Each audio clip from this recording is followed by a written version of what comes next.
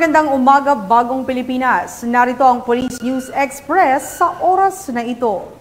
Mahigit 3,000 pulis ang rumisponde sa KOJC compound sa Davao City ngayong umaga upang maghatid ng warrant of arrest laban kay Pastor Apollo Kibuloy at iba pang akusado.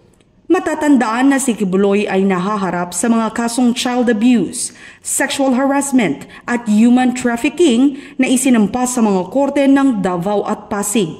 Ayon sa mga otoridad, matagal nang nakabinbin ang mga kaso, ngunit ngayon lamang naisakatuparan ang pag-aresto dahil sa mga legal na balakid at mga tagong lokasyon ng akusado.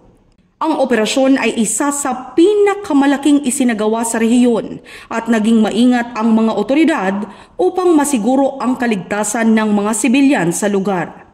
Ayon pa sa mga ulat, patuloy pa rin ang mga negosasyon sa pagitan ng mga otoridad at ng mga nasa loob ng compound para maiwasan ang karahasan.